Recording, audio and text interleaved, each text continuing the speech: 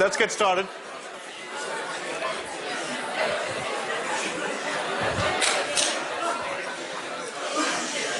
Can you hear me back there? Okay, let's get started. Before I begin, just a couple of announcements. Brad Buren is one of our students here, and he needs a note taker. It's a paid position, so if you are interested, you can stop by after class and see him. He's sitting right here out there. Okay? Second, just a reminder that 6002 does have prerequisites. And the prerequisites are 802 and 1803. Okay. So with that, let me start off with the usual, do a quick review of what we've done so far. So we started out life looking at the laws of physics and Maxwell's equations and so on. And those were way too hard. So we said, let's make life easy for ourselves. So we chose to play in this playground in which we said we shall adhere to the lumped matter discipline, okay, the LMD. So we are in that playground. So this entire course, and for that matter, large parts of EECS are within that playground, okay, within which the lumped matter discipline applies. So as soon as we jumped into the playground, the LMD playground, we could take Maxwell's equations and abstract them out into two very, very simple rules, okay? And the very simple rules were KVL and KCL. KVL simply said that I can sum the voltages in any loop in a circuit, and the resultant will be 0. Similarly, I can sum the currents that enter or exit any node, and the sum will also be 0. So what you can now do is, if you feel like, you can go around and brag, oh yeah, we use Maxwell's equations in everyday life. You know, it's cool stuff. So, and the key is that this is really an encapsulation of Maxwell's equations within this playground that we are in, okay? So I talked about the first method of circuit analysis in the last lecture, and that method simply wrote KVL for all the loops, wrote KCL for all the nodes, and wrote element VI relationships, and together gave you a big bunch of equations, and you sat down and grunged through the equations, and you solved for branch voltages and currents. So we reviewed a second method of circuit analysis, and simply call it circuit composition. The basic idea behind this method was to learn some simple rules of how resistors add and conductances add and so on and so forth, and look at a circuit and simplify the circuit by making series simplifications when the resistors are in series and so on and so forth, and compose it and play around with it till we end up with the current or voltages that we are looking for. This is an intuitive method, and so a section in Chapter 2, I believe, of the course notes discusses several examples using this method and attempts to make a little bit formal the intuitive approach that is applied in this method. Okay. So we then looked at the node method, and the node method was simply a particular way of applying KVL and KCL. Node method, remember, we took a ground node, then we labeled the nodes of the remaining voltages with respect to that ground. Then we wrote KCL for each of the nodes. Okay, and when we wrote KCL for each of the nodes, remember, KVL was implicit in this expression that we used for each of the node, each of the currents that were exiting each node.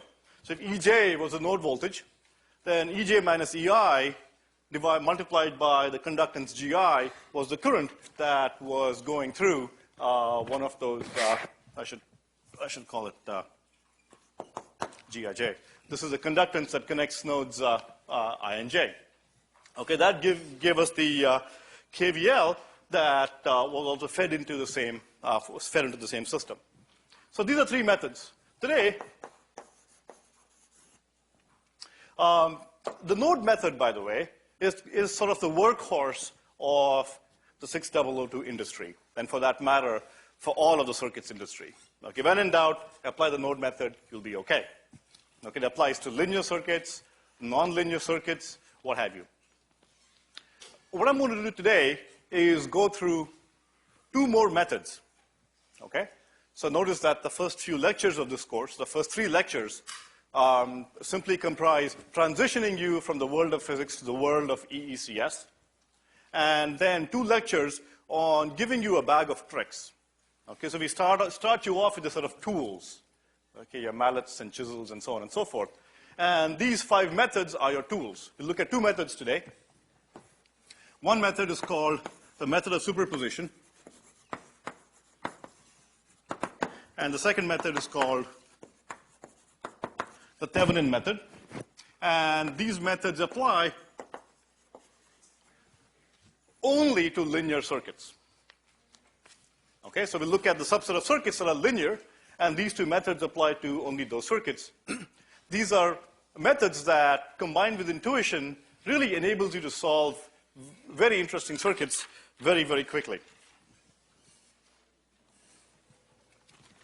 So let me do an example, and using a usual node method, and then jump into introducing the superposition methods and Thevenin methods using that same example. So let me draw you an example circuit here.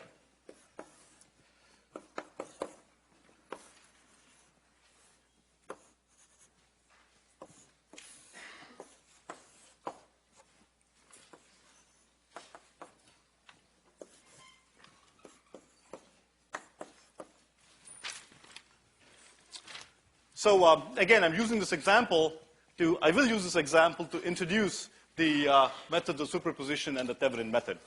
So what I'm going to do is start off the usual way and analyze the circuit using a method that you know now, the node method. And what I'll do is write down the node equations for this by applying the node method. So if you recall the node method, I choose a ground node. I'm going to choose this node. It's got both a voltage source connected to it, and it's also got many other edges impinging on it. So I'm going to choose that as my ground node. And I'm going to label the other nodes with their voltages.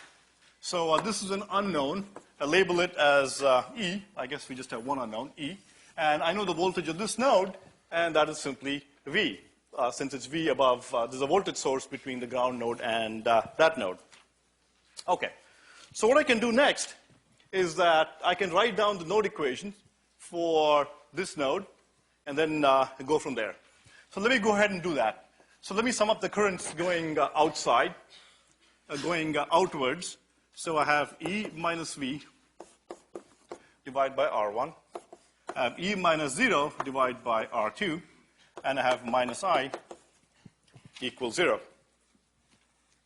Okay, this is my node equation. The first thing I want you to observe, okay, is that this equation is linear in V and I. Okay, what I mean by linear is that you don't see terms like VI, a product of VI, or V squared, and things like that.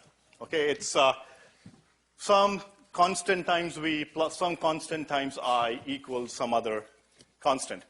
So that's quite nice. So I'm going to rearrange the terms in the following manner. So I'll move the known sources to the right-hand side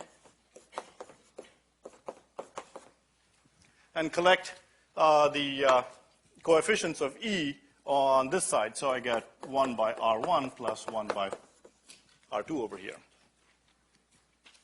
Okay.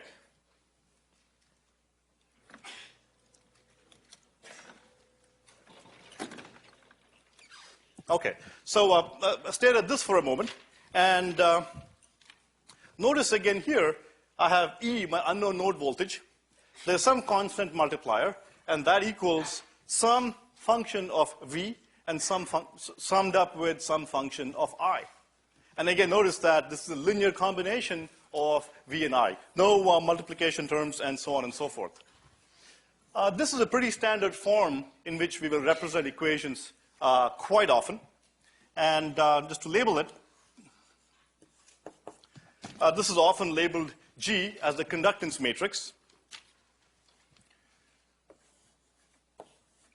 Of course, this is E, our unknown node voltages. And this is a linear sum of sources.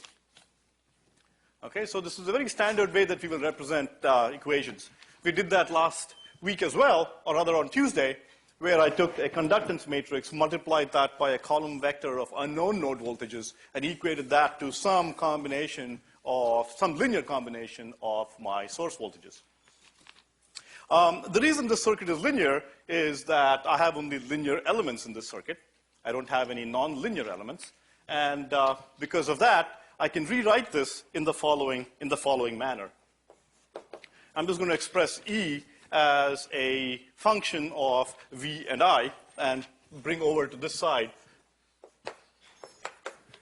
Okay, so it's some function of I. So I get R1, R2 divided by R1 plus R2.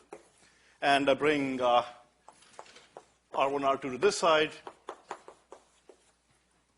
That's what I get. Okay, so stare at this for a few seconds. Very common form. My unknown node voltage is equal to this stuff on the right-hand side. The stuff on the right-hand side has a term multiplying the source voltage V and some other term multiplying the current I. Okay, and if I were to put this in sort of a symbolic form, my unknown node voltage is some constant times V1 plus some constant times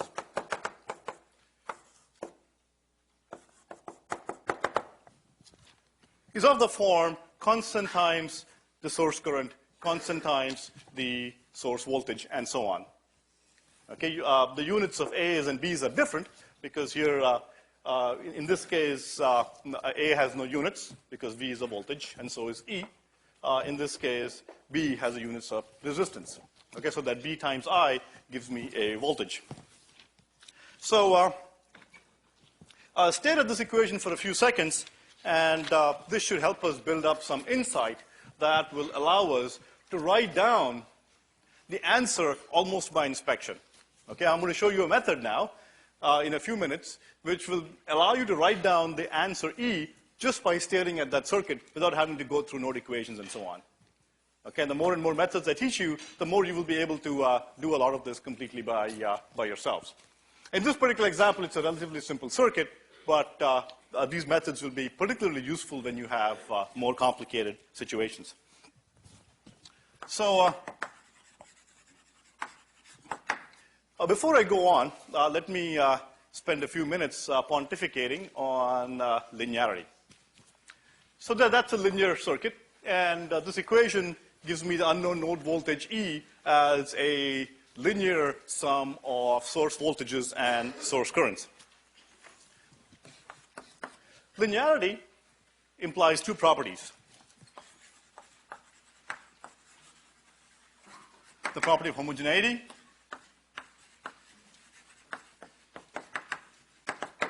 and also gives rise to the property of superposition. Let's do homogeneity first.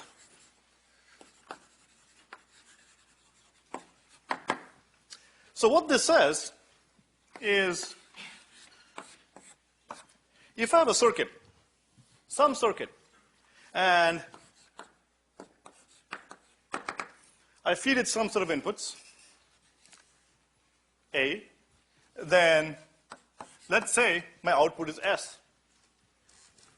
Okay, if you're feeling hungry, think of these as apples, and the circuit converts them into applesauce. Okay? So what homogeneity says is that what I can do is if I take each of my apples, and instead of feeding an entire apple, what if I give it 3/4 of an apple? Say I multiply all my inputs by some constant alpha, 3/4. What that says is that at the output, instead of getting 1 full bottle of applesauce, I'm going to get 3/4 of a bottle of applesauce. Okay, so if I proportionally reduce all the inputs, and if this is a linear circuit, then so shall my output be reduced in the same proportion. So that's homogeneity. Next, let's look at superposition.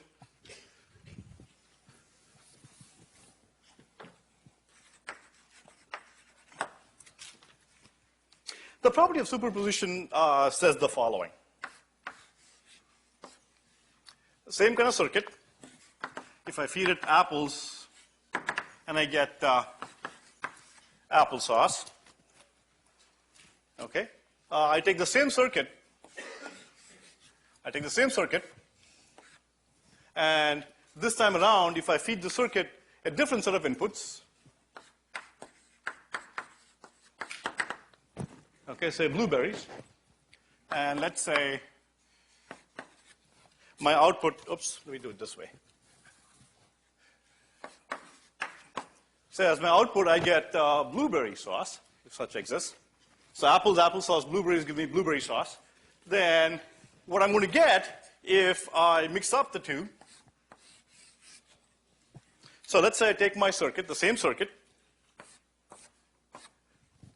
with a set of inputs and, in this example, 1 output. Let's say I mix up my inputs. If I sum up my inputs in the following way, here I feed in A1 plus B1, and here A2 plus B2, and so on. Okay? Then, at the output, I am going to get a mush of applesauce and blueberry sauce. Okay, all this says is that if I apply just apples, I get applesauce. If I apply just blueberries, I get blueberry sauce. Then, if I want to figure out how this blender would have worked had I fed in a combination of apples and blueberries, then for the purposes of understanding that blender, all I could have done was taken my 2 outputs and just mix them up together myself, and that's exactly what I'll get. Okay, so if I sum up the inputs, my outputs will also be the sum of the outputs with the inputs applied by themselves. So let me take this here and munge around with it for a few seconds and get something interesting out of it. So notice 2 inputs, outputs. In your notes, I've given you another template for the next set of scribbles I'm going to make here. So use the next set of templates on page 3. So what I'm going to do here is something very simple. Set one output to 0 and feed a voltage V1. Okay, so let's say I feed a voltage V1 and set the other output to 0. And let's say I get Y1 as an output. And in this case, I set the first voltage to 0 and feed a different voltage, V2, on the second input. And let's say my output is Y2. This is just a particular application of the superposition principle I just outlined. Apply V1, set one output to 0. Apply V2, set the original output to 0. Then what I'm going to find is the answer will simply look like this. Just replace for A's and B's what I just did. I'm going to get V1 and 0 here. I'm going to get 0 and V2 here. Okay? And as my output, I'm going to get exactly the sum Y1 plus Y2. Okay, this is simply a particular application of superposition where what I'm saying is the following. If you look at this circuit here, effectively what have I done? Effectively what I've done is apply the voltage V1 on one input, a voltage V2 on the other input. Okay? V1 here, V2 here, and the output is Y1 plus Y2. What I'm saying is look backwards now. What that is saying is that the two components of the output, y1 plus y2, could individually be derived in the following manner. I could get the component y1 by simply applying one of the voltages and setting the other to 0. I can get the other component y2 by setting yet another input to 0 and applying the voltage V2 to get y2. I sum them up, and that's my answer. Okay? This will become a lot clearer with an example. Again, remember, if I have a bunch of inputs applied to a circuit, V1, V2, and so on, and my output, I get some output, then what this is saying is that I can alternatively find out the answer by applying just one voltage, setting all the others to 0, measuring the output. I'll apply a second voltage, set all inputs to 0, measure the output, okay? And sum up applesauce and blueberry sauce, and there you get the answer. Okay? Let's do an example. And before we go into that, I talked about setting voltage sources and current sources to 0. So first of all, what does it mean to set a voltage source to 0? This is the same as this. Setting a voltage source to 0 is simply replacing the voltage source with a short and setting a current source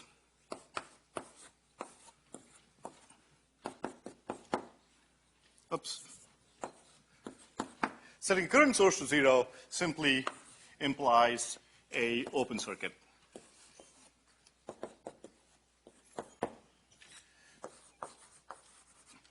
Okay, so when I say 0 that source, if it's a voltage source, short it. If it's a current source, open it. Yes?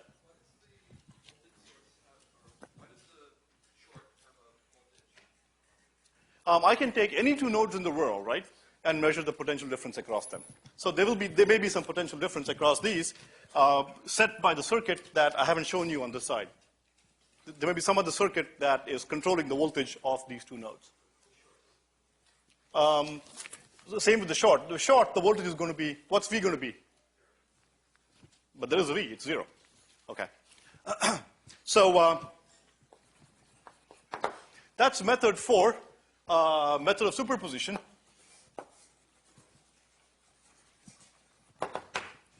And this method says that the output of a circuit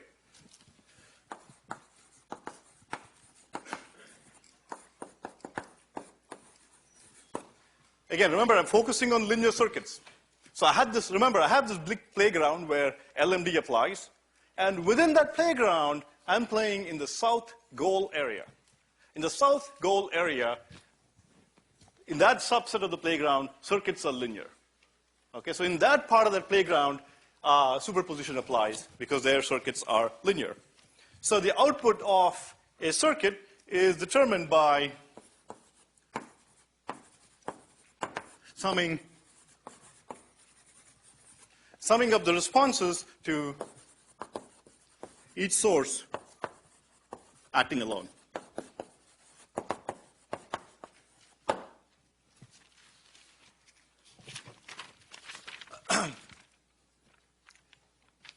Now, in this statement here, this source stands for independent source.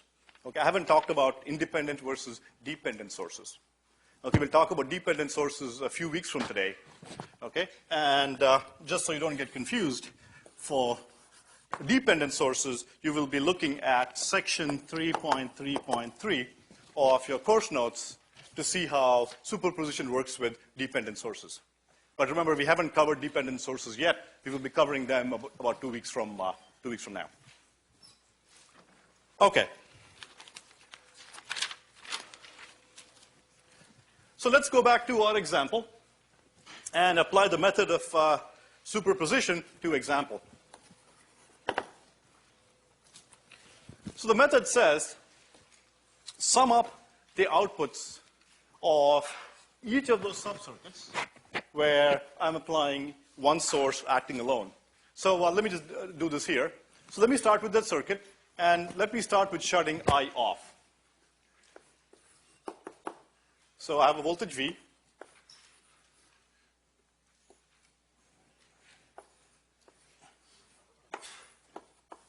I have R2, and I'm shutting I off. Okay, so I've replaced this with an open circuit. So I is 0. Okay, so let me call the node voltage EV to reflect that component of the node voltage that arises due to V acting alone. Okay, and you should look at this pattern here and very quickly be able to write the answer for patterns like this, a voltage with two resistors. That's called a resistive divider. It will appear again and again and again. And EV is simply V times R2 divided by R1 plus R2. That's still my ground node. Okay, so the voltage here is simply this voltage divided by the two resistances to give me the current, multiplied by R2 to give me the voltage across this R. Remember this pattern, okay? You will apply voltage divider patterns probably more times than any other pattern that you might imagine. Okay, so that's with the V acting alone. Now let me do I acting alone. So for I acting alone,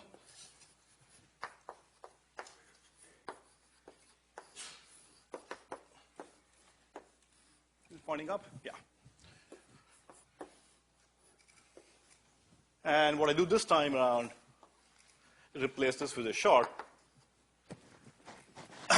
replace the voltage source with a short, and let me call this voltage EI for the voltage that is the component of the voltage due to the current I. And EI in this case is simply given by yet another pattern here. The current across a pair of resistors is simply the effective resistance multiplied by the current. So it's I, and the effective resistance is R1, R2 divided by R1 plus R2. That's EI. That's a component at that node due to the current I. Now, so the method says that then take these components, sum them up, and there you have the answer. So E is simply EV plus EI, the components due to V and I acting alone, which is simply V times R2 divided by R1 plus R2 plus R1, R2.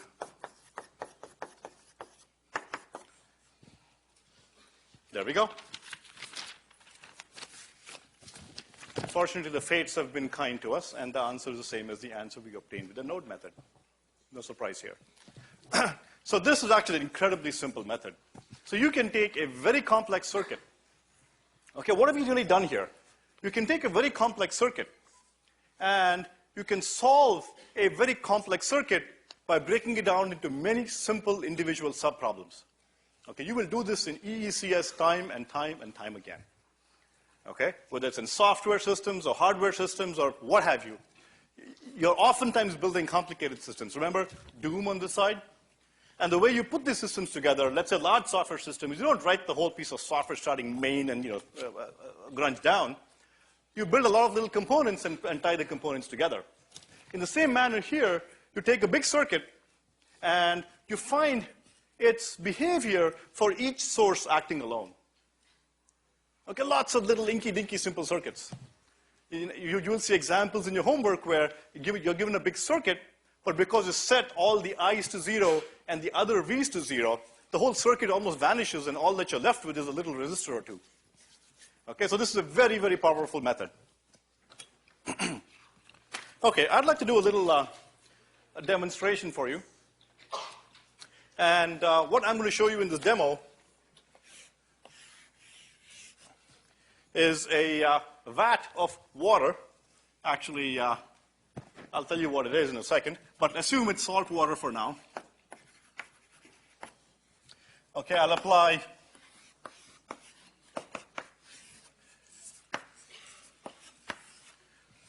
two voltages. In this case, I'm going to apply a sinusoid. It's not very good. A sinusoid and a triangular wave. And what I'm going to do is measure the response at the side. Now, this is a vat of salt water, and I'm going to tell you that it behaves like a linear system. Okay, you can view, if you view each little particle of, or each little cubic centimeter or whatever of water, it behaves like a little resistor. Okay, so this vat of salt water behaves like a big distributed resistor of the following manner.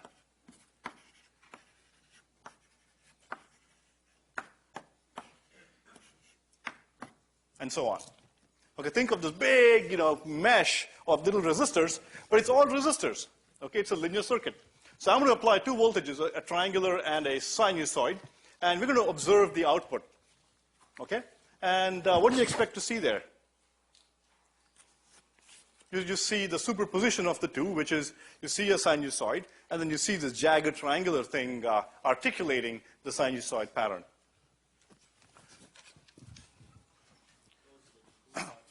Okay, so what I'm going to do is right now, so don't put any water yet. So this is the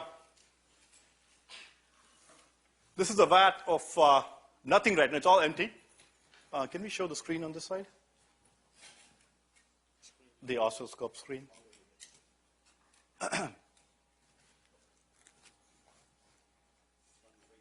Okay. Oh, there you go. So this is the screen of the oscilloscope now. So notice that I have a sinusoid and I have a triangular wave, and the output is 0. And the reason is there's nothing in this vat is empty. So previously when I taught this course, I would get salt water and pour salt water. Okay, then we discovered a much better source of water that conducted electricity like one real mean fluid.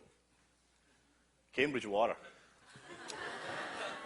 It just works very pleasantly. It just conducts electricity like nothing on earth. And I've been thinking of using Charles River water next time and see what happens. Although there we'll probably get some biological organisms doing strange things at you, but go ahead. Okay, so our friendly demonstration expert, Lorenzo, will pour some water into the vat, and you should begin seeing the output being a superposition of the two.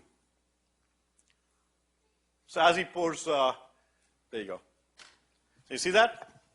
So you do see the sinusoidal articulation and the jagged waveform. And just to have some more fun, what I can do is increase one, and let me increase one of the voltages, and you'll see. So now you know what would have happened if I'd used Charles River water. Okay, so my output keeps increasing as I increase the corresponding waveform. Okay.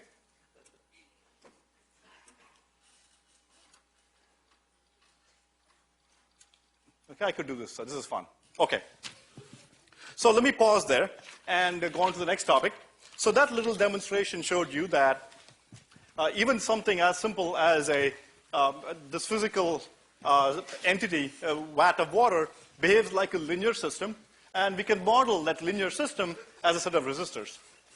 Okay, unbeknownst to you, right now in the past 10 seconds, I introduced a new concept. Okay, it's called subliminal advertising. So one of the things we do in EE a lot is model real systems. Okay, so oftentimes if I want to look at the behavior of behavior of a vat of water, I can model it as a set of resistors for certain kinds of activities. Okay, just hold that thought for some time later in your careers. Okay.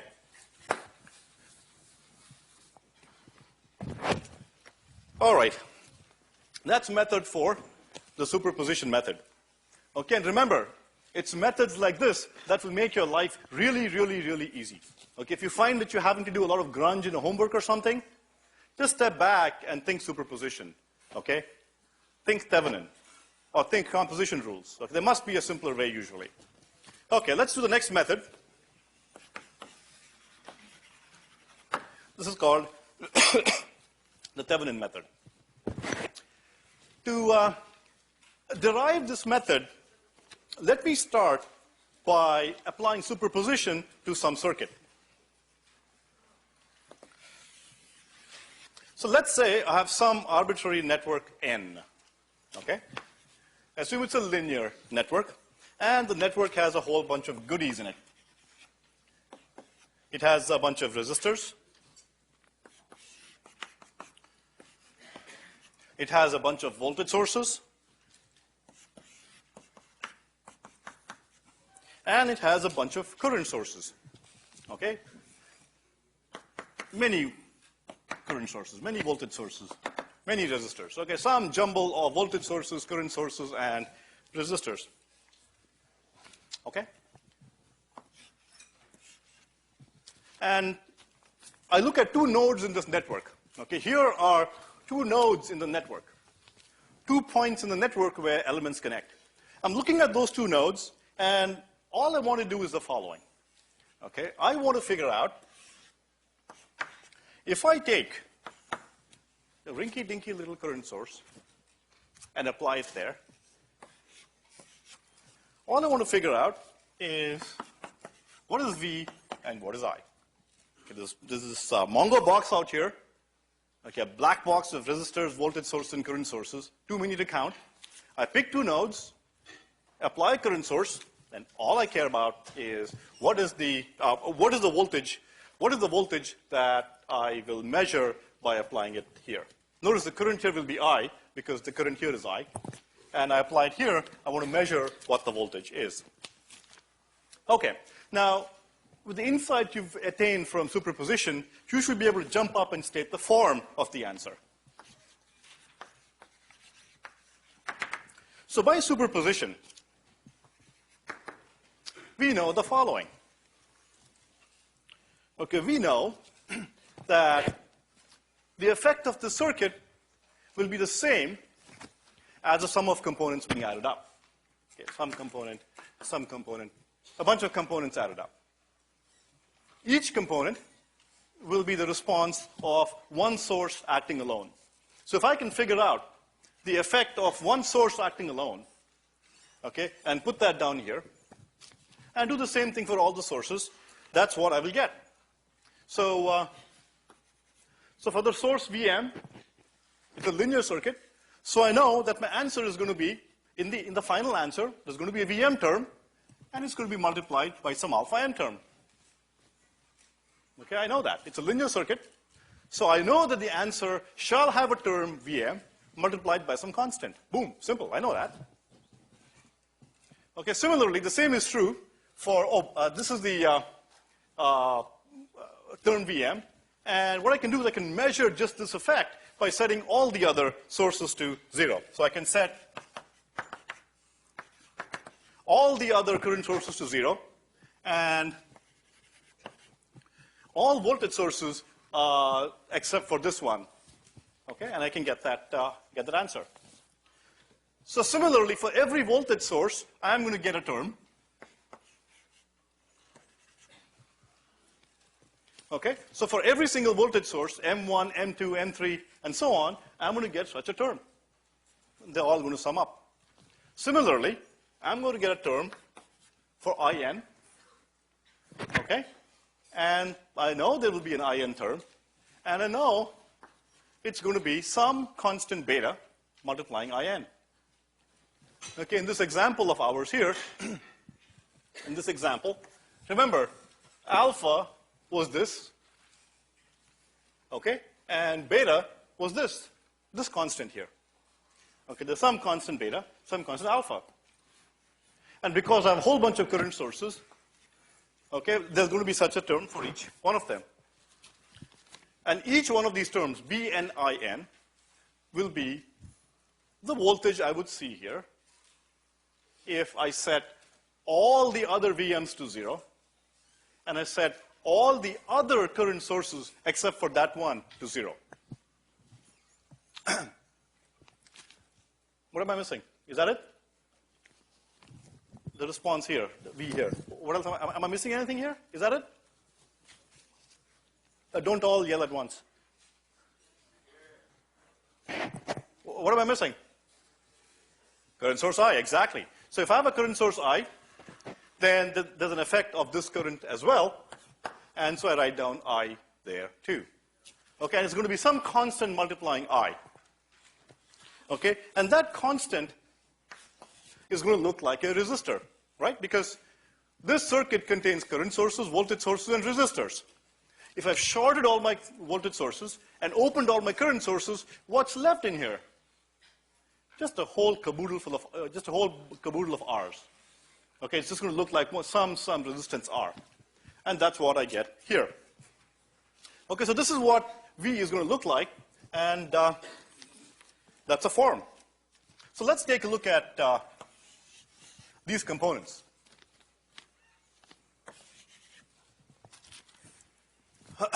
Let's focus on the easy part first. What does this look like?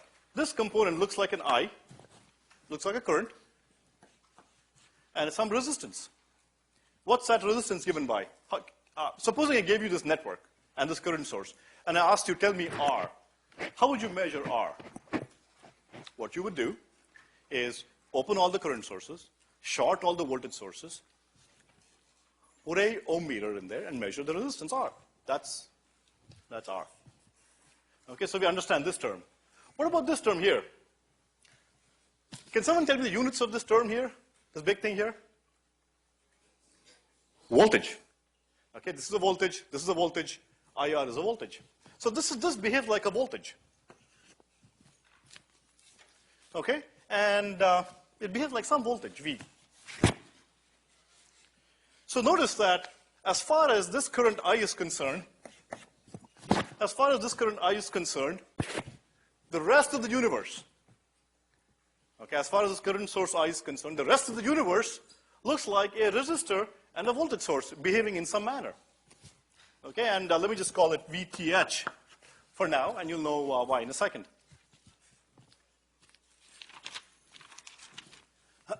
Or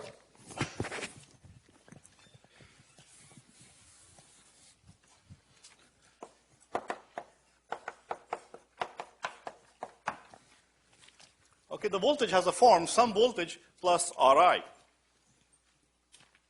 So in other words, as far as this I is concerned, this whole network here, and full of all the nice stuff,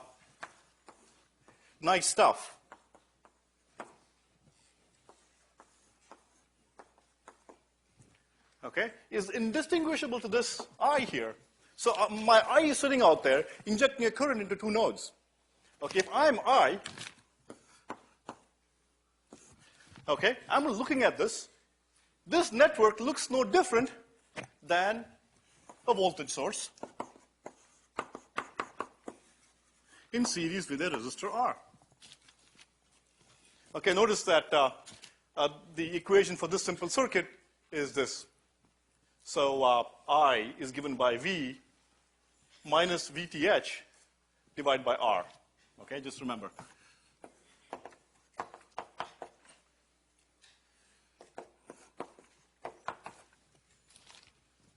Okay, it's this circuit.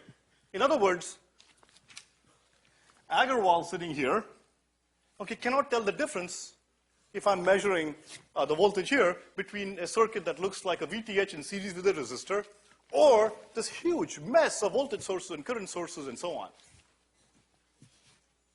Okay, now R, now we're going to talk about VTH and R. R is called the resistance of the network as seen from the port with all the sources shut off. Okay, and similarly VTH, what is VTH? VTH is the open circuit voltage. In other words, if I apply the voltage here, okay, this is the response of all the current sources and all the voltage sources acting together. Okay, so it's as if I took this out and simply measured my V here. It's as if I didn't exist, correct? Because this is the component of I. So if I opened I and measured V, I would get that big term on the left-hand side. Okay, that's my VTH. So that inspires the next method called the Thevenin method.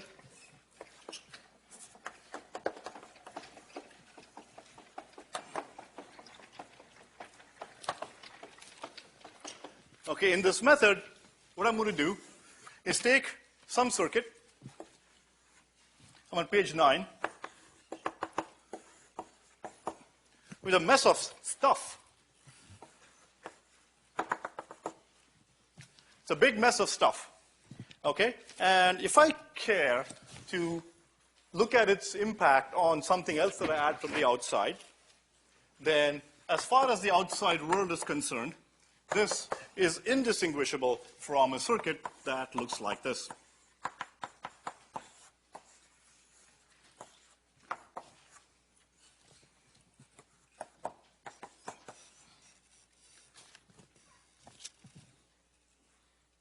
Okay? So what I can do is, if I want to figure out what's happening here, then for the purpose of my analysis, I can, this simple network here with R and VTH becomes a surrogate for this entire mess. So for the purpose of finding out the behavior at this point, I can take this huge mess and replace it with its Thevenin surrogate, or Thevenin equivalent. Okay? This is called the Thevenin equivalent of this big network. Now, let me do an example that will make the method completely clear. Again, remember, in EECS, most of our lives are about how can we make things so simple as being able to be analyzed by inspection. Okay, and so this is a method that takes you further down that path. So let me use the same circuit that I've been using before, my voltage V, R1, R2,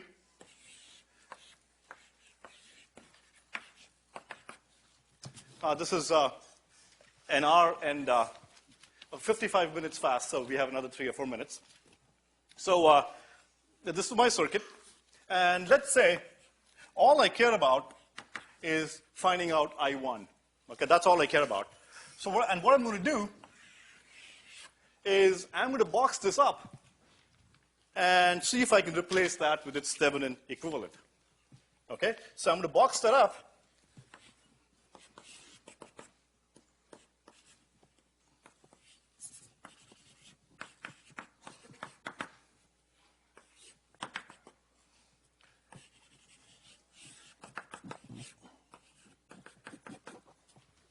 Okay, what I'm saying is that I'm going to box it up and replace it with this Thevenin equivalent.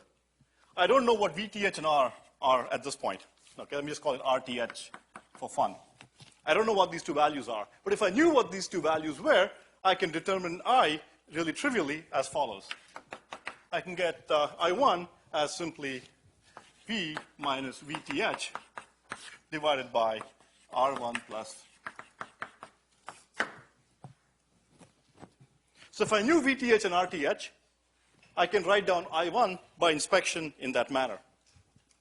Okay, so next, finally, how do I get VTH and RTH? You get RTH by looking at this network and shutting off all the voltage sources and measuring the resistance there. So I short my voltage source. That's R1. That's, oops, wrong way. I need to look this way. So looking this way, I open my, that's what I get. So what's RTH? RTH is simply R2. Okay, so I've opened my current source. Similarly for VTH, remember, all I want to do is look at the two nodes, step back, put a voltmeter there, measure the voltage. That's my open circuit voltage. Okay? So the way I do it is I take the circuit and simply measure the voltage there. That's R2. That's my current capital I. Okay? And I simply want to measure the open circuit voltage here, which is what? Which is simply, if I stand back and I kind of gingerly measure the voltage here without disturbing anything, I simply get IR2. Okay, so VTH is IR2, and RTH is R2, and here's the formula for the current in this branch when I replace when I apply a voltage source and a resistor R1 to this little circuit here. Okay, let's pause for, and let me summarize this in about 10 seconds. I had this circuit here. I wanted to find out I1. So what I said I'd do is take this complicated mess, well, it's not a complicated mess, but assume it is, and replace it with a resistance RTH, okay, got by turning off all the sources, and a voltage in series, VTH, which I get simply by pulling this thing out, taking my input, this part out, and simply measuring the open circuit voltage out there, VTH. Okay? And then I replace that whole network with this new network that called the Thevenin network, and voila, I get the answer in a second. Okay, you'll have some homework problems on this as well.